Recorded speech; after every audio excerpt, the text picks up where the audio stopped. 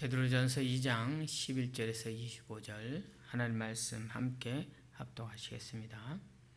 사랑하는 자들아, 거류민과 나그네 같은 너희를 권하노니 영혼을 거슬러 싸우는 육체의 정력을 제어하라. 너희가 이방인 중에서 행실을 선하게 가져 너를 악행한다고 비방하는 자들로 하여금 너희 선한 일을 보고 오시는 날에 하나님께 영광을 돌리게 하려 함이라. 인간의 모든 제도를 주를 위하여 순종하되 혹은 위에 있는 왕이나 혹은 그가 악행하는 자를 징벌하고 선행하는 자를 포상하기 위하여 보낸 총독에게 하라. 그 선행으로 어리석은 사람들의 무식한 말을 막으시는 것이라. 너희는 자유가 있으나 그 자유로 악을 가리는 데 쓰지 말고 오직 하나님의 종과 같이 하라. 무사람을 공경하며 형제를 사랑하며 하나님을 두려워하며 왕을 존대하라. 사한들아, 범사에 두려워함으로 주인들에게 순종하되 선하고 관용하는 자들에게만 아니라 또한 까다로운 자들에게도 그러하라. 부당하게 고난받아도 하나님을 생각함으로 슬픔을 참으면 이는 아름다우나 죄가 있어 매를 맞고 참으면 무슨 칭찬이 있으리요. 그러나 선을 행함으로 고난을 받고 참으면 이는 하나님 앞에 아름다우니라. 이를 위하여 너희가 부르심을 받았으니 그리스도로 너희를 위하여 고난을 받으사 너희에게 본을 끼쳐 그 자체를 따라오게 하려 하셨느니라. 그는 죄를 범하지 아니하시고 그 입에 거짓도 없으시며 욕을 당하시되 맞대어 욕하지 아니하시고 고난을 당하시되 위협하지 아니하시고 오직 공의로 심판하시는 이에게 부탁하시며 친히 나무에 달려 그 몸으로 우리 죄를 담당하셨으니 이는 우리로 죄에 대하여 죽고 의에 대하여 살게 하려 하심이라. 그가 채찍에 맞음으로 너희는 나음을 얻었나니 너희가 전에는 양과 같이 길을 잃었더니 이제는 너희 영혼의 목자와 감독이 되신 이에게 돌아왔느니라. 아멘. 함께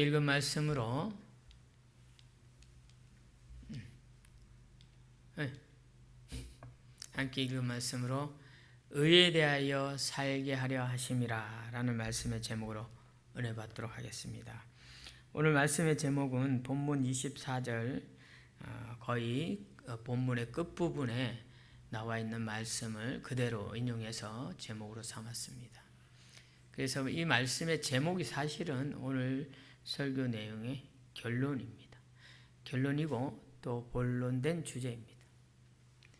의에 대하여 살게 하려 하심으로 우리에게 오늘 이 말씀을 베드로 사도를 통해서 주시는데, 지난 시간에 우리가 말씀을 들었던 본문의 내용 앞부분에 통해서 잠시 기억하자면 육신의 생각에 매여 사는 것, 그래서 육신의 생각대로, 육신의 소욕대로, 육신의 모습대로 누군가를 비방하고 시기하고 또는 악한 언어로 말하는 이런 모든 것은 예수 그리스도를 믿음으로 구원받았다 할지라도 여전히 어린아이와 같은, 젖먹이 아이와 같은 그런 신앙이다라고 말씀을 드린 바 있습니다. 이것은 베드로 사도뿐만 아니라 바울 사도도 고린도전서 3장에서 그래서 너희들이 육체의 소욕을 따라서 시기하고 분쟁하고 다투고 또 악한 말을 하는 것은 어린아이 같은 그런 젖먹이 신앙이기 때문이다 라고 말씀을 드렸습니다. 그럼에도 불구하고 구원받은 하나님의 사람들이 점차 젖을 먹고 성장하여서 이제는 유아식도 먹고 뿐만 아니라 밥도 먹고 고기도 먹고 이렇게 살도 찌고 뼈도 굵어지고 키도 크고 장성한 그런 장성한 그리스도인이 되기 위해서는 무엇보다도 우리가 이 육신의 소욕을, 육신의 정욕을 벗어버려야 한다. 어린아이와 같은 그런 신앙의 단계를 벗어나야 한다라고 말하고 있는 것입니다. 그래서 오늘 본문의 베드로 사도는 또 한 번 이렇게 구원받은 하나님의 사람들이 어떻게 살아야 할까를 말씀함에 있어서 시작함을 이렇게 표현합니다. 그들을 두고 사랑하는 자들아. 하나님 앞에 구원받은 하나님의 백성들을 향한 그 따뜻한 표현은 사랑하는 자들아.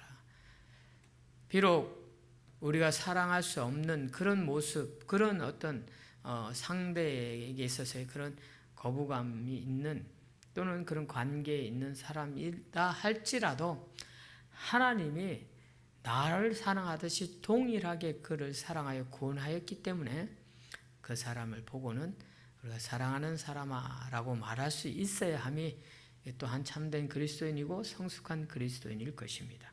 베드로 사도는 나그네 된 이방인과 같은 그러한 소아시아 지역에 흩어져 있는 성도들을 향하여서 그렇게 표현하고 있습니다. 사랑하는 자들아, 너희가 거류민과 나그네 같은 그런 너희에게 말하는데 영혼을 거슬러 싸우는 육체의 정욕을 제어하라 라고 이렇게 먼저 말하고 있습니다.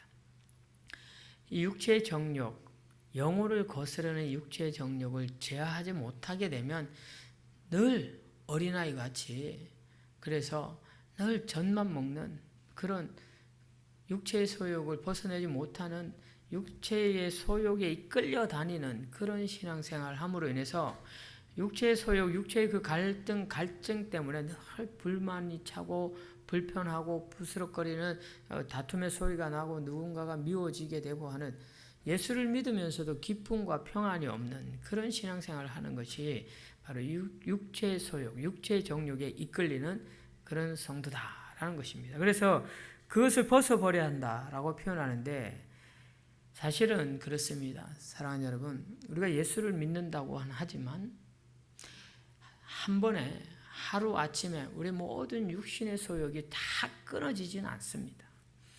끝없는 이 육신의 소욕과의 영적 전쟁을 싸우면서 살아가는 것이 그리스도인이긴 합니다.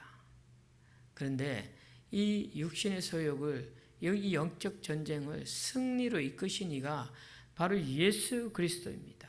그래서 오늘 본문의 결론을 다시 한번 먼저 말씀을 드리면 24절에 보니까 친히 나무에 달려 그 몸으로 우리의 죄를 담당하셨으니 이는 우리로 죄에 대하여 죽고, 이 죄에 대하여 죽고 이 말은 육신에 대해서, 육신이 곧 죄악된 몸인데 그것은 죽었다는 거예요. 예수 그리스도의 십자가의 죽으심으로 말미암아 우리의 육신 또한 죽고 의에 대하여 다시 사신 예수 그리스도의 그 거룩하심, 그 의로움에 대하여 우리도 하나님 앞에 산 자가 되게 하려고 예수님께서 친히 십자가에 못 박혀 죽으셨다 이겁니다. 그럼 우리가 그것을 믿는다면 예수 그리스도의 십자가 죽으심이 온 인류를 위함이기도 하지만 곧 바로 내가 육신의 소욕에 매여 있던 제 몸으로 살던 그 죄가 죽고 예수 그리스도의 그 거룩함으로 다시 살아난 것이 바로 이 십자가 사건이 내게 주신 은혜고 내가 그것을 믿는다면 이제 나는 이렇게 의로운 자로 살아야 한다라는 것을 말합니다. 그래서 이 부분에 대해서 동일하게 바울 사도는 로마서 6장 13절 여러분 11절 찾으실 수 있으면 한번 찾아보시고 제가 찾아서 읽어드리도록 하겠습니다. 로마서 6장 11절입니다. 로마서 6장 11절 보면은 여겨야 할지니라 라는 말씀이 나옵니다. 여겨야 하는데 뭐에 대해서 여겨야 하냐면 이와 같이 너희도 너희 자신을 죄에 대하여는 죽은 자요 그리스도 예수 안에서 하나님께 대하여는 살아있는 자로 여길지어다. 우리가 예수 그리스도로 말미암아 하나님 앞에 의롭게 다시 산 새 생명을 얻은 사람임에도 불구하고 여길지어다 이 말은 뭐냐면 그 인식해야 되는 거예요. 늘 그것을 깨닫고 알고 그것에 대한 인식을 갖고 살아야 되는데 여전히 육신의 생각에 이끌려 산다라는 걸 말하는 거예요. 그래서 여기지 못하는 거예요. 우리가 의로운 자가 된 것, 거룩한 하나님의 백성이 된 것, 죄에 대하여 죽고 의에 대하여 하나님 앞에 살아난 것, 다시 생명을 얻은 것에 대해서 잊고 사는 거예요. 왜? 자꾸 육신의 소욕 따라, 육신의 정욕 따라 그냥 세상 방식대로 나의 옛 모습을 그대로 그냥 그렇게 살고 있기 때문에요. 그러니까 거룩하여진 의로워진 사실에 대해서 여기지 못하고 사는 거죠. 그래서 바울 사도도 여겨야 한다. 하나님께 대하여 너희가 의로운 자야. 하나님이 그렇게 해주셨어. 네가 의로워서 의로운 게 아니라 하나님이 그의 아들 독생자 예수 그리스도를 너 대신 십자가에 못 박혀 죽게 함으로 그렇게 너는 죄에 대해서 죽고 의에 대해서 다시 살게 한 거야. 그것을 여겨. 다시 얘기하면 여겨라는 것은 믿으라는 거예요. 믿는다라는 것은 우리가 어떤 의지적 결단을 막 정신통일해서 무장해서 믿는 게 아니라 하나님께서 그렇게 이루시는 선하신, 완전하신, 전능하신 분이라는 것을 그저 우리의 삶을 맡겨드리는 거예요. 그게 믿는 겁니다.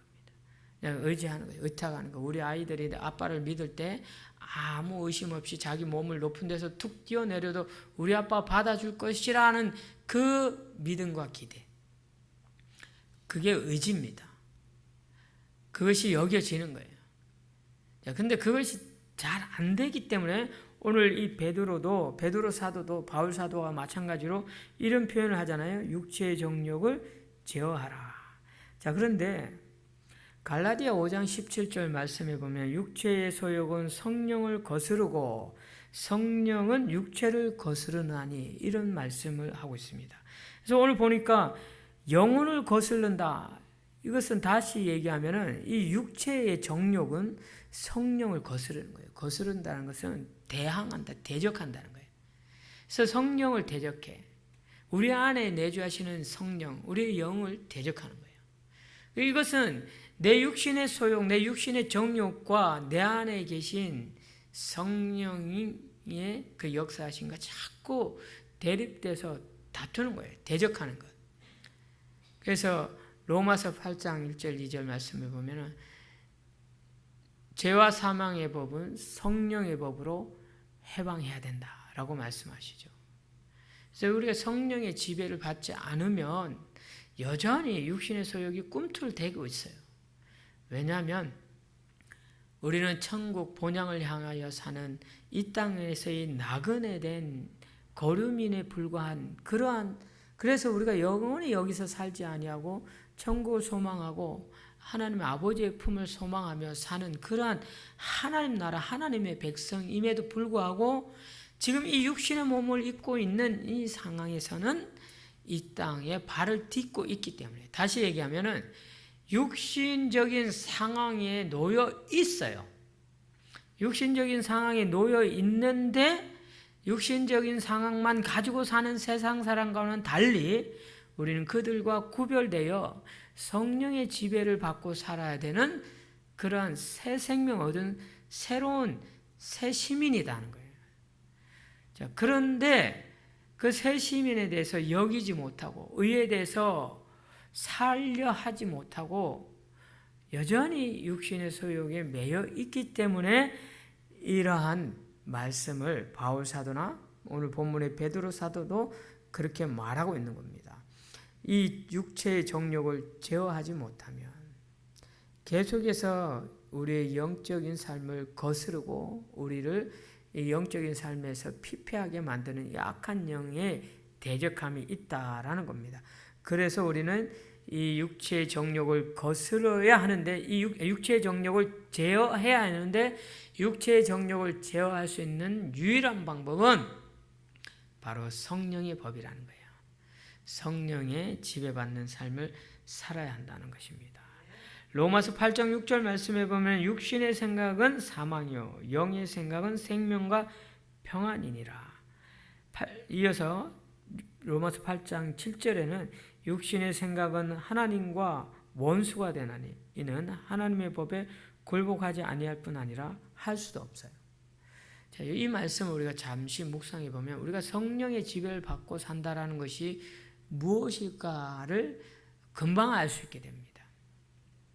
어떠한 하나의 일을 두고 내 생각이 하나님의 영의 생각으로 판단하고 결정하느냐 아니면 그냥 육신적인 생각, 그냥 세상 이치대로 세상 사는 사람들의 그 방식대로 그 도리대로 그렇게 판단하고 결정하고 사느냐.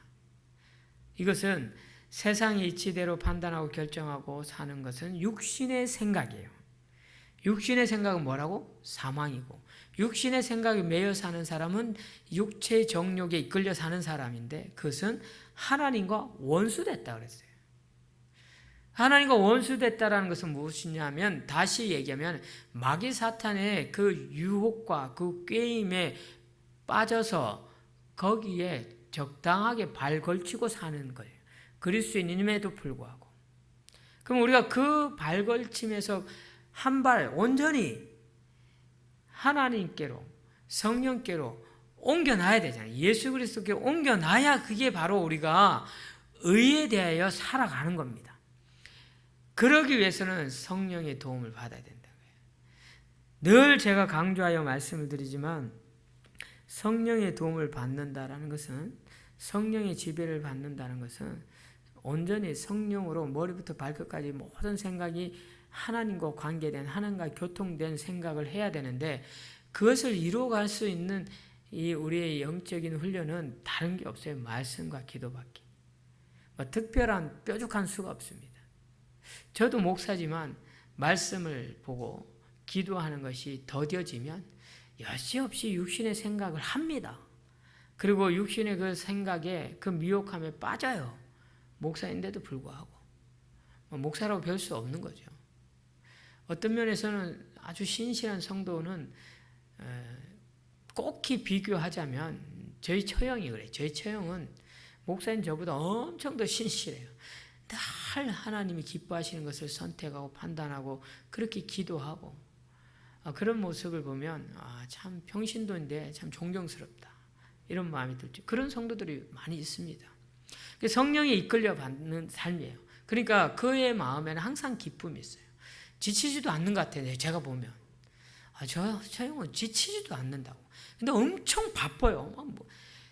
정말 새벽부터 교회 가서 교회 일 봉사할 거 다 하고, 또 학교 선생님인데 그것도 특수학교 교사예요. 할 거 다 해. 특수학교 아들 돌보는 일이 쉽지 않잖아요. 그 엄마들도 다 케어해주고, 또 목장 모임도 하고, 구역장, 또 구역장이더라고. 부산에 수영로교회에 출석하는데, 그 구역 모임을 하는데, 거기서 또 그 섬기고, 대단합니다. 근데 그 안에 늘 기쁨이 있어요. 감사가 있더라고. 또 항상 베풀 줄 알고. 그런 모습이 성령의 지배받는 삶일 거다. 저는 그렇게 여겨집니다. 그래서 그 말씀과 기도의 삶은 우리로 하여금 육체의 정욕을 끊어내게 하고 성령의 지배를 받을 수 있게 하는데, 이어서 오늘 본문의 13절부터 계속해서 내용의 말씀은 바로 우리가 이 땅에 발을 딛고 사는 육신의 몸을 입고 살기 때문에 세상과 완전히 단절돼서 살 수 없는, 세상과 곁하여 사는 그런 삶 가운데 어떻게 그리스도인답게 살아야 하는가를 또 한번 말해주고 있습니다. 그래서 먼저는 이 국가에 대해서, 우리가 살고 있는 이 나라, 하나님 나라에 소속된 하나님의 시민권자이지만, 그럼에도 불구하고 우리의 육신의 몸은 이 땅에 살고 있기 때문에 이 땅에서의 주권자들에 대해서 어떻게 우리가 대해야 하느냐를 말하고 있습니다. 그래서 인간의 모든 제도를 주를 위하여 순종하되, 혹은 위에 있는 왕이나, 위에 있는 왕이라는 것은 바로 이 통치권자를 말합니다. 권세를 가진 자들, 그러니까 국가 통치하는 사람들. 지금으로 치자면 대통령을 위시로 해서 위정자들을 두고 말하는 걸 수 있겠죠. 그 당시에는 이 베드로 사도의 소아시아 지역에 편지하는 그 당시에는 로마의 통치하에 있는 그런 시대죠. 로마 황제를 비롯해서 오늘 본문에도 나와 있지만 총독 이런 사람들을 두고 하는 말입니다. 그래서 14절에 보면은 혹은 그가 악행하는 자를 징벌하고 선행하는 자를 포상하기 위하여 보낸 총독에게 하라. 모든 일들을 있어서 모든 그 국가 제도에 순종해야 된다는 것을 말하고 있어요. 그리고 국가 통치자, 왕뿐 아니라 그 파송한 그 속국가, 그러니까 로마가 지배하는 그런 국가에게 파송된 통치자인 총독에게도 순종하라라고 말하고 있습니다. 근데 여기서 중요한 게 있어요. 모든 일에 다 순종하라. 그것이 악법이든 뭐든 뭐 인간의 존엄성을 파괴하든 말든 이 왕권을 지키기 위해서 그 통치권을 지키기 위해서 하는 그런 제도를 무조건 다 순종해야 되느냐? 그것은 아니라는 거예요. 그래서 그 앞에 선결된 조건이 있습니다. 그게 뭐냐면 주를 위하여. 13절에 우리는 반드시 이것을 기억해야 됩니다. 나라 통치 제도 또 예를 들어서 어떤 방역 지침 지켜야 돼요. 마땅히. 그러나 이것이 주를 위함과 하나님을 위한 것에 위배되거나 하나님을 만홀히 여기는 일에 사용되는 그런 제도라면 우리는 그것에 대해서 거부할 줄 아는 그리스도인이 되어야 됩니다. 그럼에도 불구하고 전체적인 공익을 위해서 딱히 하나님을 대적하는 또는 하나님의 영광을 의도적으로 가리고자 하는 그런 일이 아닌 국가 통치의 공적인 일에 있어서의 분별력을 가지고 우리는 거기에 순종해야 되는데 보세요. 그 순종하는 이야기에 대해서 이렇게 말하지 않습니까? 악행하는 자를 징벌하고 선행하는 자를 보상하기 위하여. 이게 무슨 말이냐면 악에 대해서는 제도적 장치로 벌을 내리고 오히려 선을 추구하는 그러한 국가의 법과 질서는 우리가 당연히 지켜야 한다. 공익적인 것이 선이잖아요. 이 개인적인 이기적인 요즘 그런 거 많지 않습니까?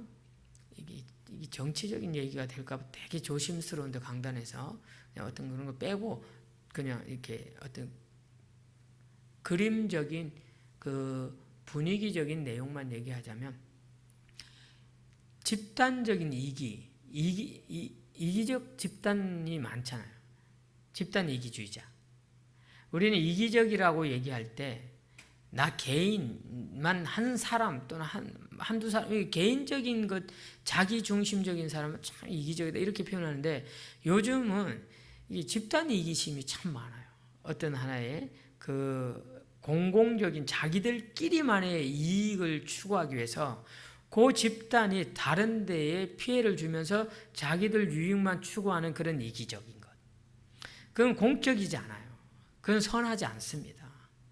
그것은 그들의 주장이 옳다 할지라도 전체적인 이 공적인 면에서 볼 때는 상대적으로 피해보는 사람이 있다는 것은 피해보는 집단이 있다는 것은 피해보는 단체가 있다는 것은 선하지 않다는 거죠. 이런 거에 대한 제도까지도 우리가 무조건 순종해야 되느냐? 그렇지 않다라는 것을 말하며 그럼에도 불구하고 세상에서 만들어져 있는 국가적인 제도 장치, 이 질서는 순종해야 되는데 곧 15절에 보면 선행으로 어리석은 사람들의 무식한 말을 막으시는 것이라. 이것이 바로 그리스도인의 그 선한 행동은 세상이 말하는 자기들, 이 무식하다라는 말인 것은 이고니시스라는 이런 헬라어 단어를 써서 지혜가 없는, 지식이 없는, 배우지 못한 이런 것을 떠난 이런 의미의 단어이긴 하지만 단순히 그런 뜻만을 얘기하는 것이 아니라 세상 분별력이 없는, 사리 분별력이 없는, 상식이 안 맞는 이런 사람들을 두고 말하는 겁니다. 근데 우리의 선행은 그리스도인으로서의 다소 손해가 보지만 그럼에도 불구하고 그 선행은 오히려 그런 사람들에게 깨달음을 주는 선행이다. 그래서 그리스도인은 마침 예수님께서 그 무리들에게 제자들과 함께 따르는 무리들에게 말씀하여 주신 그 복음서의 그 가르치심처럼 너희가 세상의 빛이고 소금이니 너희 착한 행실을 통해서 하나님께 영광을 돌리게 하라 라는 말씀이 바로 우리의 선행이 세상에 몰지각한 사람들, 세상에 있어서 상식적이지 못한 사람들, 그래서 자기들 것만 주장하려고 하는 사람들에게 오히려 깨닫게 해주시는, 깨닫게 하는 그런 행함이 될 수 있으니까 그렇게 하라라고 말하면서 너희가 자유가 있으나 그 자유로 악을 가리는 데 쓰지 말고 오직 하나님의 종같이 하라 라는 것은 바로 우리에게 있어서의 자유로움으로 오히려 상대방을 위해서 배려할 줄 아는, 그들을 섬길 줄 아는 종이라는 단어에서 우리가 힌트를 얻는 것은 이렇게 섬기는 겁니다. 하나님의 종, 하나님을 섬기듯이 세상 사람들을, 이웃을 하나님의 마음으로 섬길 줄 아는 사람이 될 때 바로 우리의 참 그리스도인의 그 삶의 모습은 의에 대하여 살게 되어진다라는 것을 말하고 있습니다. 자, 그럼에도 불구하고 같은 말이지만 무사람을 공경하며, 그런 말이 같은 의미죠. 그래서 형제를 사랑하며 하나님을 두려워하며 왕을 존대하라. 권세자들을 위해서 존대하라 이 말입니다. 자, 그 다음에는 이제 실제 그 시대적 상황을 두고 베드로 사도가 말하는 겁니다. 사한들아라고 말하는 것은 이 종들을 두고 말하는 거예요. 직장의 종업원이기도 하지만 실제로 이때의 이 상황은 노예들이 참 많았거든요. 그건 노예 제도가 있는 시대이기 때문에. 그런데 이들에게 있어서요, 얼마나 억울함이 많겠습니까? 내가 태어나서부터 노예가 되고 싶어서 노예가 된 것도 아니고, 때로는 이게 재산이 몰수당하면서 빚으로 인해서 팔려 나가서 노예가 되기도 하고, 또 잡혀와서 노예가 되기도 하고, 싸움에서 져서 포로가 돼서 노예가 되기도 하고, 이런 상황에 어쨌든 그 노예됨이 얼마나 억울하겠습니까?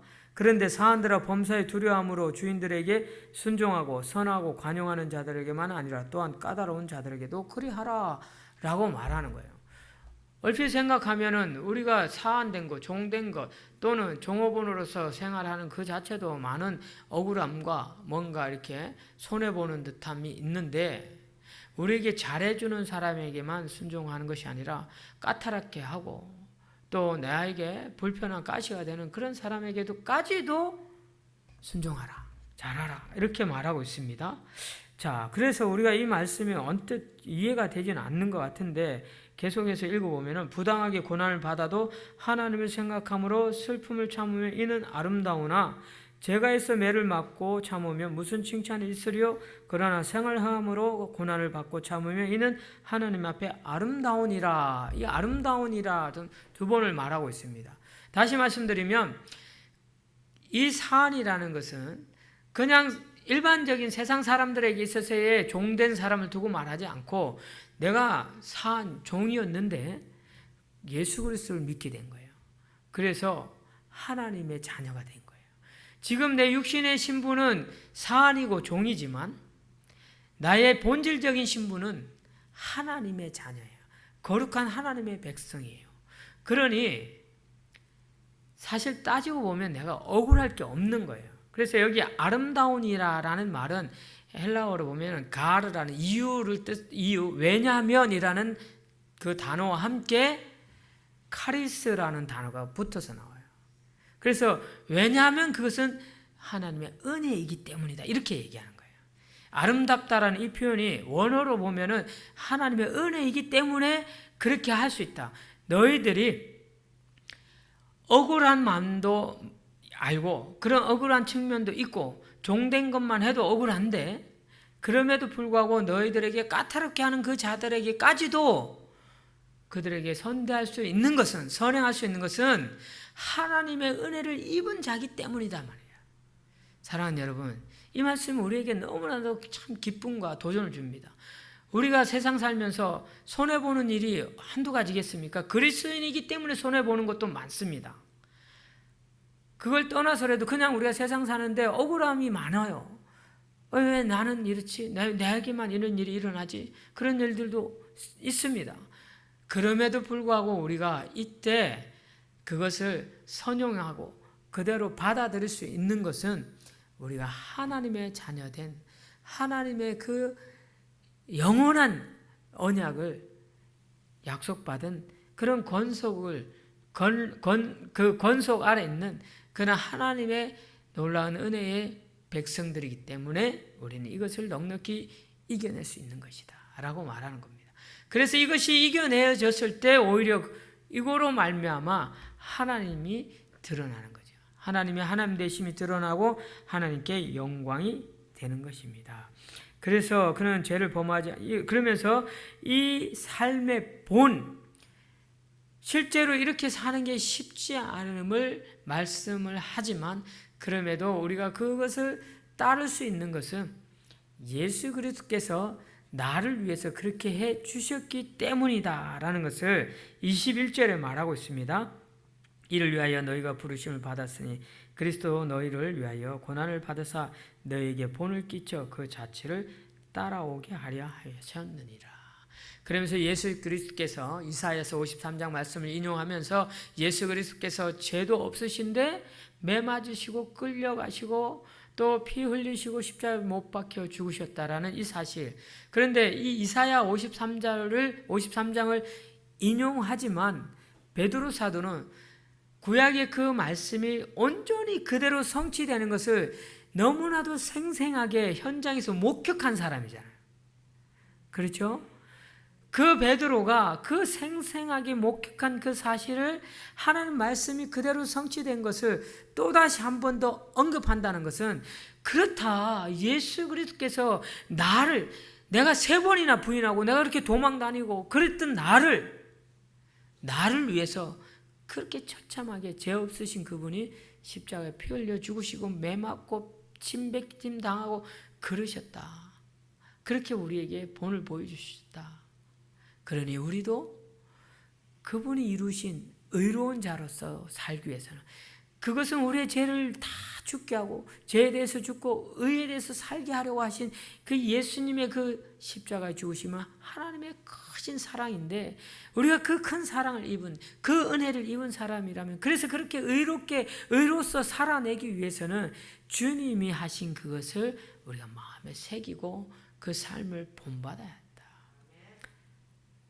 그 삶을 온전히 100% 우리가 다 따라가진 못하겠지만 그 삶의 끝자락, 옷자락, 예수님의 삶의 한 자락이라도 우리가 붙들고 나아가야 한다.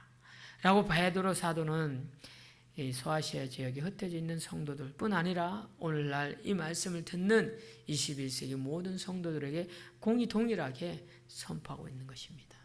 사랑하는 여러분, 우리가 죄에 대하여 죽고 의에 대해 산 자입니다. 그렇게 산 자로서 여겨서 살 수 있는 길은 성령의 지배를 받는 것입니다. 그런가 하면 예수 그리스도의 그 십자가 죽으심이 우리 삶의 표대가 되어 그 십자가를 바라보며 묵묵히 지금의 고난을 이기며 견디며 달려갈 때 우리는 의롭게 살아내는 것입니다. 저와 여러분이 그렇게 의로 살아내는 하나님의 사람들 될 수 있기를 주의 이름으로 축원합니다. 주신 말씀을 생각하면서 우리 찬송가 516장 옳은 길 따르라 의의 길